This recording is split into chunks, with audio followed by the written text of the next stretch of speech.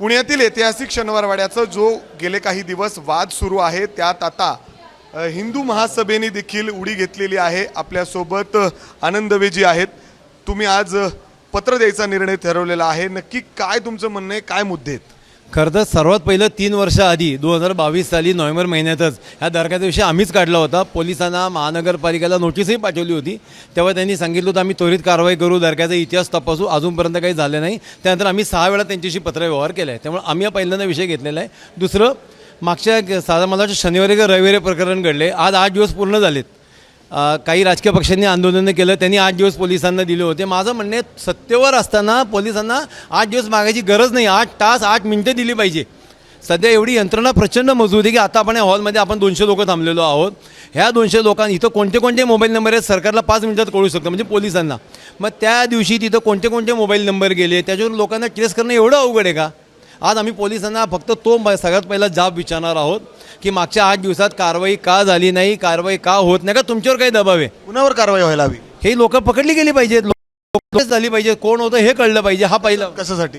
ज्यांनी नमाज वाचला त्यांच्यासाठी बोलतोय आपण, हे पहिलं। दुसरं, ऐतिहासिक स्थानं सर्वांसाठी असतात, आम्हालाही मान्य आहे। आम्ही आजपर्यंत मागणी केली नाही की शनिवारवाडा हिंदूंसाठी असावं, की ठीक आहे लोक येतात फिरतात, काही आमची अडचण नाही आहे। पण आत्ता जर अशा घटना घडत असतील आणि हिंदूंना भडकावं म्हणून काम होत असतील तर शनिवारवाडा फक्त हिंदूंसाठीच राखीव असावा, आधार कार्ड बघूनच लोकांना सोडावं, अशी आमची तीव्र मागणी असणार आहे।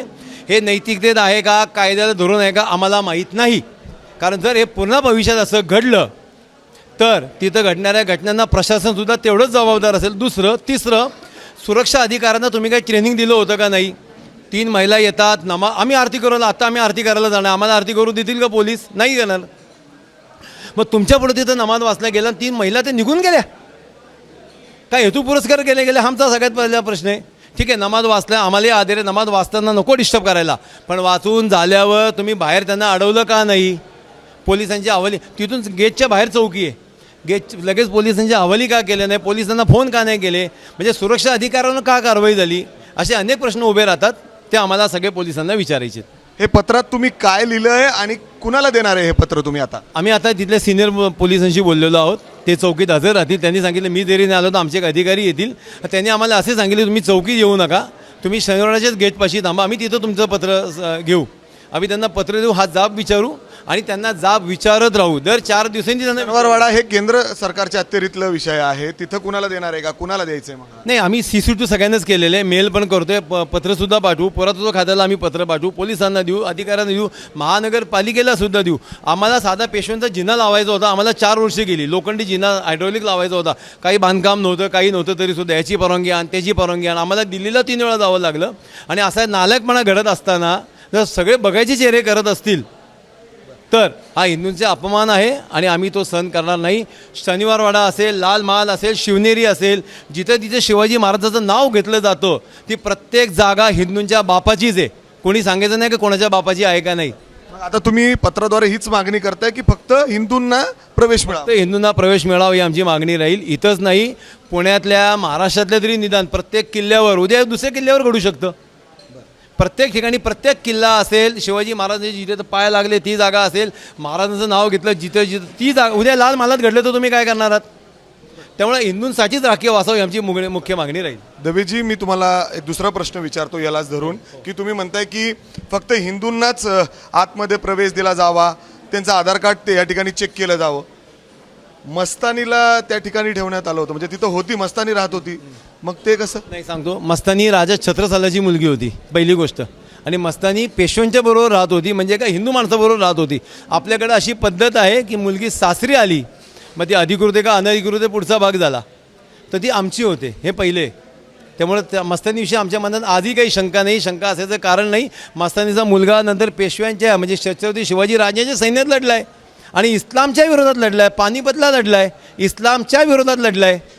तर त्यांच्याविषयी आमच्या मनात उगाच म्हणजे काय त्याला एक वेगळी चालना मिळेल असं काही मनातही कोणी आणू नये। आमच्यासाठी त्यासुद्धा आदरणीय आहेत, त्यासुद्धा तेवढंच आमच्यासाठी माननीय आहेत।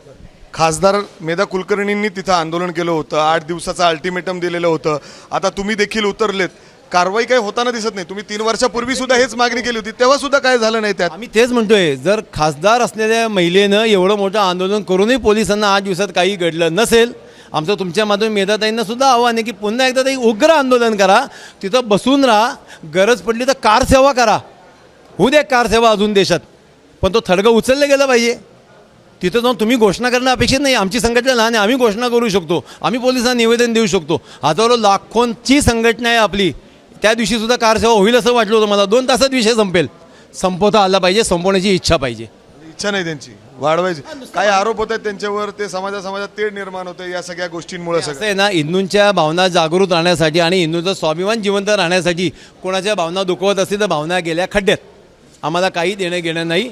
शनिवार वाडा नाही, जसं सांगितलं सगळ्याच गोष्टी हिंदूंच्या आहेत, हिंदूंसाठी राखीव असाव्यात आणि फक्त एक गोष्टी जिवंत राहावी मुद्दा म्हणून. त्याचं सारखं आंदोलन नको. हा विषय कायमचा संपवा. राज्य सरकार म्हणजे आम्ही हिंदुत्ववादी आहोत, केंद्र सरकार म्हणजे आम्ही हिंदुत्ववादी आहोत, महानगरपालिकेत तुमचं प्रशासन का संपत नाही. अर्थात जर आपण बघितलं तर हिंदू महासभेने या ठिकाणी पत्र देण्याचं ठरवलेलं आहे आणि त्याच्यात स्पष्ट लिहिलेलं आहे की ऐतिहासिक शनिवारवाड्यात फक्त हिंदूंनाच आधार कार्ड चेक करून प्रवेश मिळावा अशी मागणी ते या ठिकाणी करतायत. आणि त्याचबरोबर जे बाहेर शनिवारवाड्याचे जे थडगा आहे जे ते हटवण्यात यावं, गेले 3 वर्षापासून ते सातत्याने मागणी करतायत. आता खासदार जर मागणी करत असतील आणि तरी देखील त्याच्याकडे दुर्लक्ष होत असेल तर ही बाब ही खूप गंभीर आहे आणि यासाठी वेळ पडली तर ते देखील आंदोलन करतील, उग्र आंदोलन करतील अशी देखील भूमिका या ठिकाणी हिंदू महासभा जाहीर करताना दिसत आहे. कॅमेरामॅन राजेश बिडकरसह मी मिकी घई, ABP माझा, पुणे. ABP माझा, उघडा डोळे बघा नीट.